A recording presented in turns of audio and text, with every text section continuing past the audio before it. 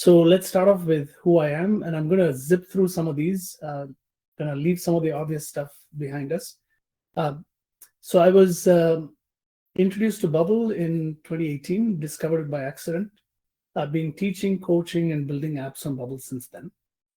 I was Freelancer of the Year 2024. Here's how you can get hold of me, because if this conversation spills beyond this presentation, please feel free to get in touch with me. I'd love to learn from you and also exchange ideas with you. So let's jump right in. In the chat, if you can drop just one word, one of these words, beginner, freelancer, agency, or founder, then I know who I'm talking to. Right?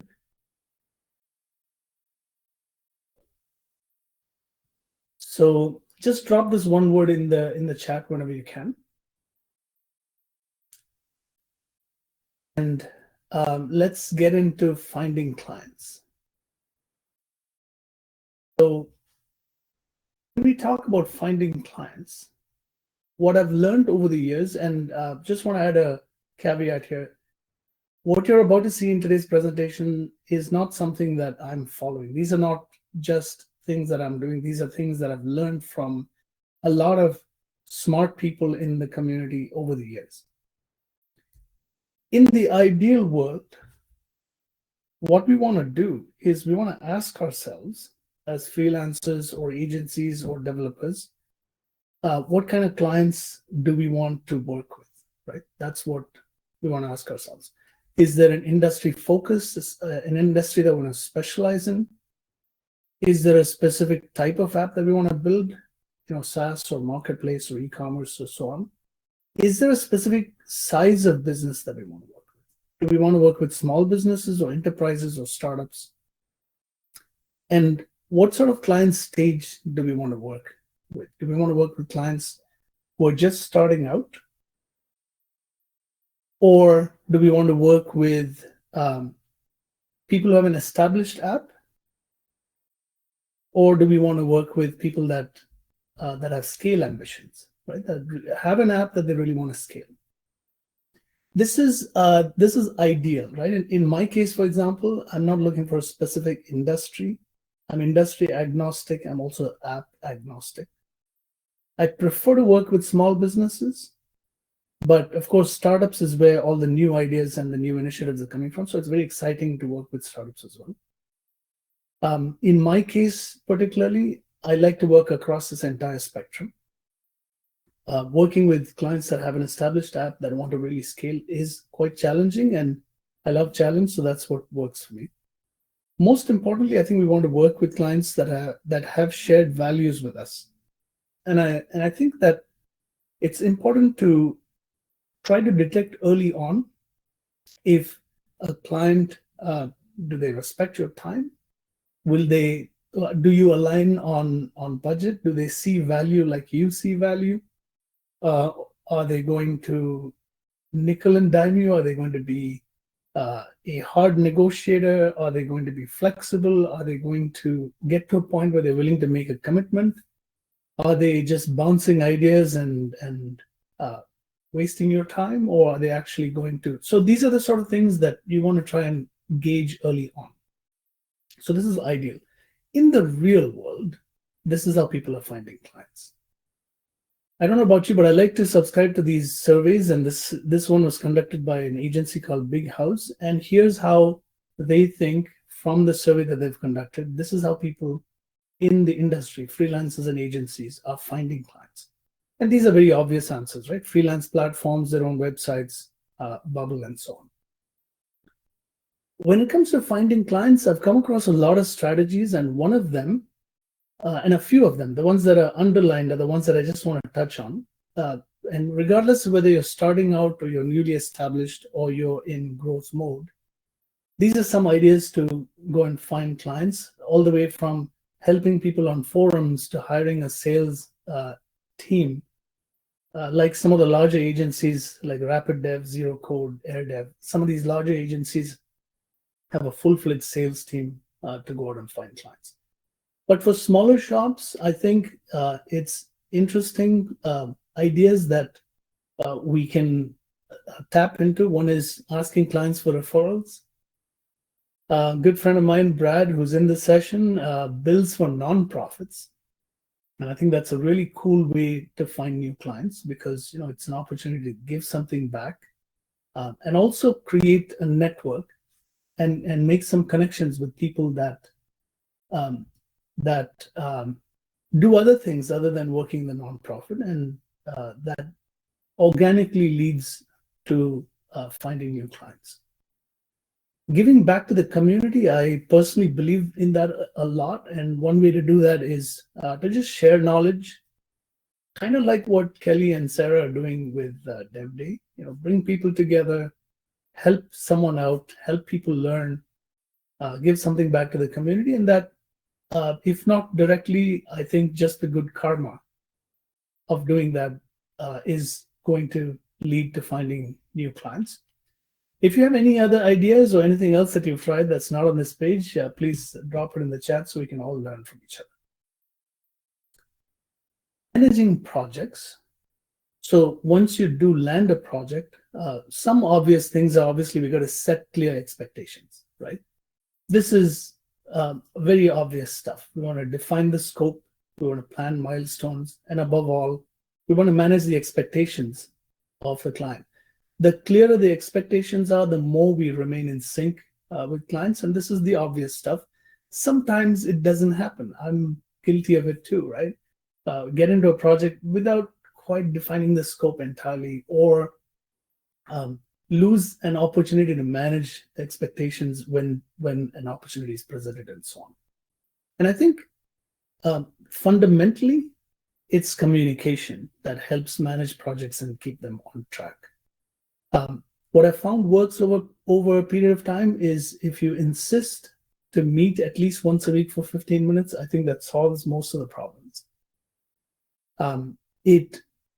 Just the fact that you're meeting once a week, I think clients become a little more aware of what they're supposed to bring to the table. Send me a logo, send me a list of frequently asked questions. I can put it on the page, make some decisions on some important logic and how you want that to work. Those sort of decisions that are in the client's court, I think they tend to happen more consistently and reliably if there is a meeting cadence in place. Now, if we all know we're meeting once a week in 15 minutes, we're going to make sure that we have something progress related to mention at that meeting. In early projects, which are just starting off, it might feel odd. We just signed a contract. What are we going to talk about next week? But I think just setting up that cadence and showing up, I think that creates momentum in itself. And communication is probably the single most enabler of success and the single most detriment to success if it doesn't happen often. Ideally, if you can share progress as you go, that also helps a lot. I've identified on this next slide some of the pitfalls that all of us face, right? Various projects that we work on. Scope creep, I think, is number one. And we really need to tame this beast and address any change requests firmly, depending on your arrangement with clients. If it's a fixed fee project, obviously scope creep is going to take away margins.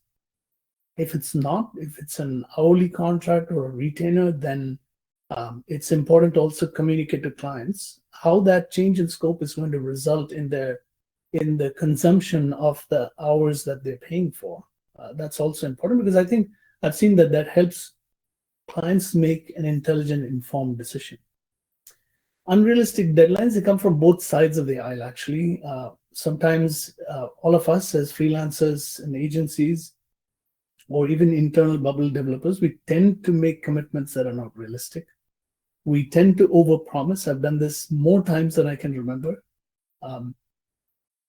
In some projects, prolonged silence, where there's literally no communication from the client, that can be a real killer, and something to keep on top of. Expertise mismatch. There was once a project that I started and I realized, oh, hang on a second, I'm not the right fit for this project. It was kind of too late, because as the scope started to change and it started to uncover some of the requirements of the project, I realized that. And then I also realized that that's on me because I didn't do a good job in determining whether that client was the right fit for me or not. So ideally, you don't want to see expertise mismatch while you're in the middle of a project. Some things I've heard and also seen is there no urgency from the client. If there's no urgency from a client, that's a silent killer of the momentum of the project. And then sometimes you find, at least I've seen that, 6 months go by and we're still kind of sort of, in this sort of limbo state, which doesn't do anybody any good. I'd rather deliver results for a client, give them what they're paying for, help them reach their milestones and their goals and so on. Fixed fee projects, if you're working on fixed fee, God help you. I'm just kidding. I try not to do fixed fee because when you end up underestimating effort, it can be a real nightmare, and it can create a fairly difficult situation in the relationship as well. And of course, payment delays are always a problem. These are some of the pitfalls that I've seen among friends and other people in the industry, and also with some of my projects. So some solutions, they don't solve all problems, but some solutions on how we can stand out and deliver memorable client experiences. And here are some ideas. These are some things that have worked very well for me. So I didn't set out to do any of these things. They kind of just came naturally. And when I got Freelancer of the Year award, I asked Bubble to send me some of the testimonials that people had written. They sent them to me anonymously, so I don't know who said any of these things, but these are the things that clients seem to care about. They seem to point out some of these things, and as you can see, none of these are technical, right? And I think at the top of the list is this one, where we actually care about the outcome, and they're all interrelated. So I feel that bringing dedication to a client, showing them kindness, treating them well, because at the end of the day, just like us, clients, everybody is human, and there are desires and goals of a business nature that that cut over into personal aspects of everyone's lives. I think these are super important. Connected to that is putting client interests first. This is hard to do all the time, but it is the right thing to do. And how do we do that? We do that by offering innovative suggestions and adding value in every interaction with the client. But at the same time, also be easygoing. So if I offer a suggestion and the client doesn't like it or doesn't take it, don't take it personally, be easygoing and leave ego at the door, because that, not all ideas are going to go where they need to go. But for the ideas that we offer and the innovative suggestions that we create, bring attention to detail to a project so that you end up delivering high quality all around. And in that process, along the way, apply critical thinking so that we try to bring an unbiased but experienced voice into the project. And among all of these things, I think being on time is so important. And it's not just showing up to meetings on the dot. I also think that it's completing projects on time. And if they, for any reason, timelines have to change, the principle of communication, I think reaching out to a client and just telling them like it is, without beating around the bush to say, hey, we thought we'll be ready on Monday. We're not going to be ready on Monday. And here's why. And here's the new time frame for this project or this feature or this rollout or whatever the case may be. And I think as simple as some of these principles sound, for me personally, I think it's been a great way to not just stand out, but also to feel good about the work that I'm doing and to sleep well at night, knowing that we did good by clients. So that's all the warm and fuzzy stuff. Now let's move on to numbers, right? Let's talk about pricing. This is a chart that I've kind of derived from the pricing models of freelancers and agencies, again from the survey by Big House, about 52% of people are selling time, right? So it's hourly, weekly, but it's purely time related. It's directly linked to the time that's spent on the project. About 25% based on either features or value. And those, my interpretation of the data is that those are kind of like the fixed fee projects. And about 23% are in, have a retainer model or a retainer fee of some sort built into their pricing. It could be a monthly fee. I know George has a flat fee. George Collier has a flat fee, unlimited features kind of model that I would classify that as a retainer model. I was kind of surprised to see that retainer revenues were, or freelancers and agencies that use retainers was as high as 23%. Personally, I thought it would be lower. I don't have any, but that's an interesting way to look at it because there are clients that need ongoing service. And here is the chart from which that data is derived, right? This, again, full credit to Big House for doing this survey.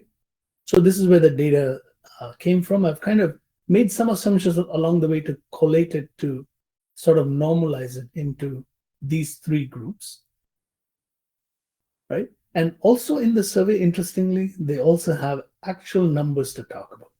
So this is some market data on pricing, right? These are some market rates. So this is from the survey. The only thing I've added here are the red lines or the red rectangles. So basically, as you can see, the first rectangle, which are the first two bars, right, that's about 27%. So about 27% of freelancers and agencies charge up to $40 an hour. And these are US dollars. The next rectangle is between 40 and 65 US an hour. So they're kind of four pieces, if you will. 27%. This is 25%. This next group between 65 and 140 is another 27%. And then there's 20% of folks that are charging $140 an hour or above $140 an hour. Now, pricing can be all over the place. It's does require some trial and error, some testing to kind of gauge where you want to be. And one thing I've realized in as far as pricing is concerned is that there is no right answer. The right answer is whatever is right for you. The right answer is whatever works for you, your market, the kind of clients you're dealing with, and so on. But I put together some thoughts on pricing, right? Some factors that you can use to determine or to improve or adjust your rates as you go along. Some of these are very obvious, like, obviously experience matters, specialty matters, and so on. But the things that I want to add here are a few things that I learned along the way, which is t-shirt sizing. So you could basically come up with a fixed fee and on a feature by feature basis, decide for yourself whether this feature is a small, medium, large, or extra large feature, kind of like t-shirt sizes. And then determine either a number of hours for each of these sizes or a flat dollar amount for each of these sizes to figure out, and then add them all up to decide what that project should be priced at. One interesting thing that I learned early on is a blended team rate. Obviously, we are, if a mid-sized or large agency has UI, UX, project management, and development resources, different people that are possibly paid different salaries. So what some agencies do is they figure out how many hours, and then they've come up with a blended hourly rate that is a blended rate for all skills. So they don't price UI, UX, PM, devs, or any other talent individually. They just have a blended rate. A couple of projects that I lost, I realized that failure risk is important to price into your projects. I had a client who wanted, in the contract, it said that you need an insurance policy. I found out what the price of the insurance was. The insurance risk was very, very high. The cost of the insurance policy itself was about 40% of the contract value. And they kept telling me, well, we're not insisting on insurance, but we want you to have insurance. And I said, well, then remove it from the contract. And they said, no, it has to be in the contract. because our legal team won't let us remove it. And I said, if you want me to have insurance, I am going to buy insurance and I'll have to pass the cost on to you. And that's how I lost it. But the important thing is to assess whether the timeline or the profile of the project presents some failure risk, and figure out if there's some insurance backup that you need. We all have stories, and I know some as well, that people have got into a project and then now there's, things go sideways, they go to court, and all kinds of problems can be avoided if we look at projects from that risk as well. This is something I've started applying. If people say I want a fixed price project, then I say, well, let's fix the budget and vary the scope. So in other words, you've got $20,000 to spend. Let's figure out how to reduce or limit the scope until it fits that client budget. And lastly, value-based pricing. This is probably the hardest sell to a client, where we go in and say, all right, we're going to increase your revenue by 6%, and we want a third of that 6% to be paid as the price for the services that we offer. That's kind of a hard sell, according to me. If I was on the buying side, I'm not sure if I would accept that, but I'm seeing of late, people are trying to think about value-based pricing as well.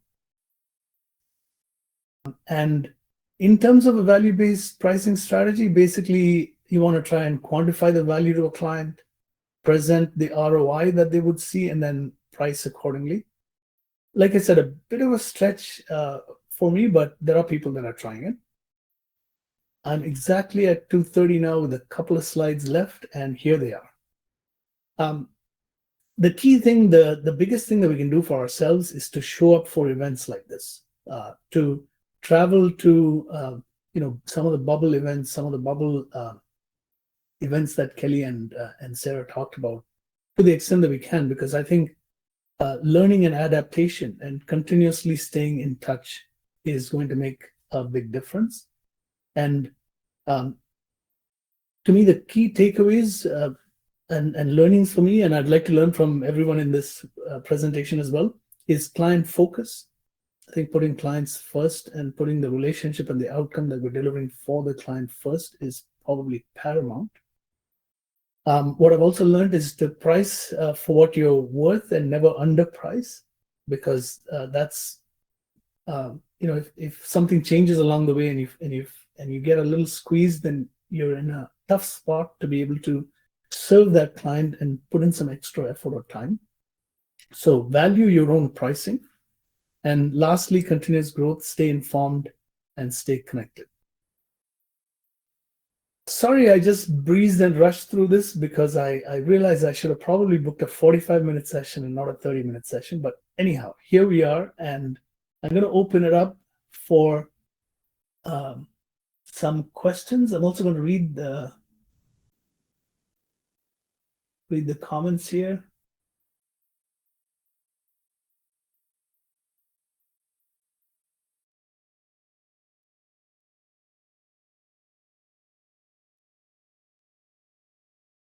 Thank you, Sonia. Thank you, George.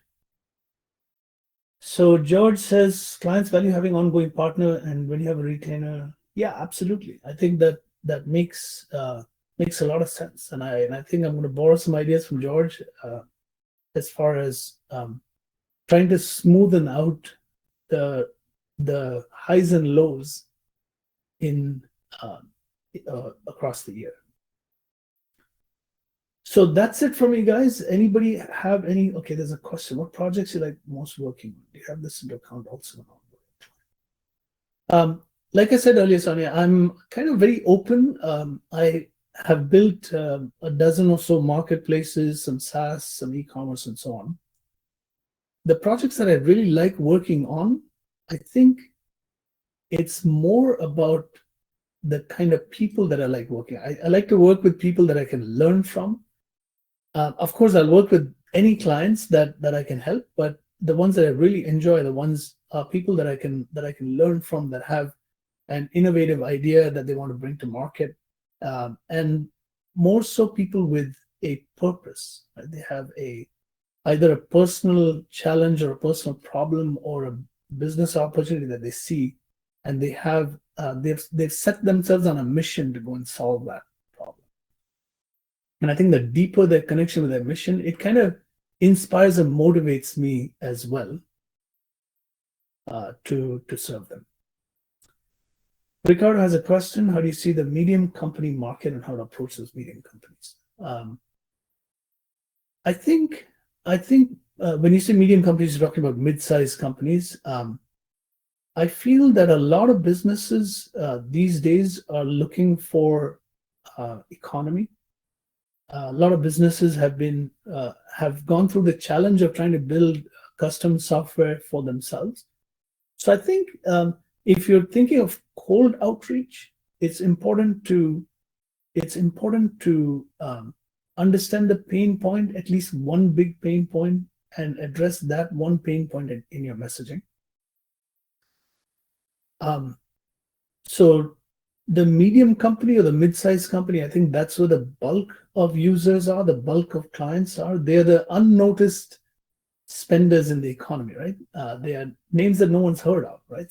Small and medium-sized businesses, which are defined as below 500 employees. And those are the companies that, we seldom hear about, but they're the ones that are not just engines of the economy, like we hear so many times, but they're also dealing with pain points. So I think the answer, how to approach those medium companies, is to talk to them about the benefits of using no-code platforms, if that's an advantage that you want to portray, but more importantly, take one or two specific pain points that they're facing with them, address your messaging to them in the context of those pain points. Thank you for your comment, Brad. Sonia, if you had to sum up the whole talk in one advice for people starting freelancing, I think it would be,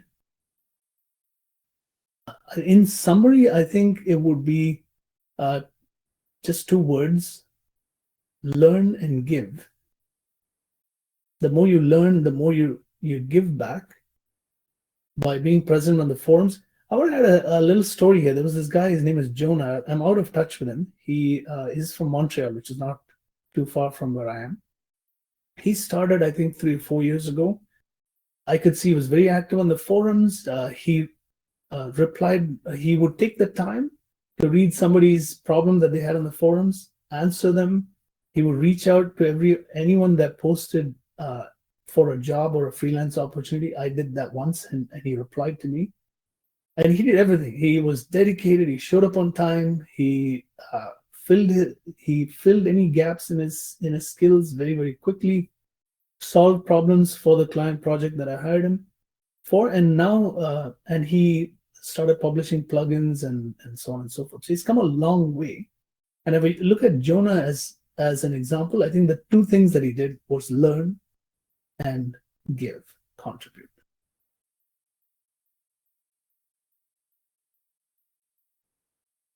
We'd answer any more questions today, or any questions that you have, guys, please feel free to reach out. I'll be happy to have a conversation anytime. Thank you all for showing up today. Sorry, we went a little bit over. Next time, I think I'll book a longer session.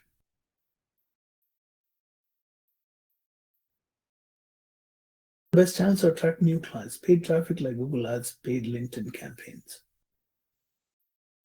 I think different channels work differently for each of us. I'm not sure if I was personally doing this, I'm not sure if I would use Google Ads, because they can be quite tricky, right? You've got to get them right.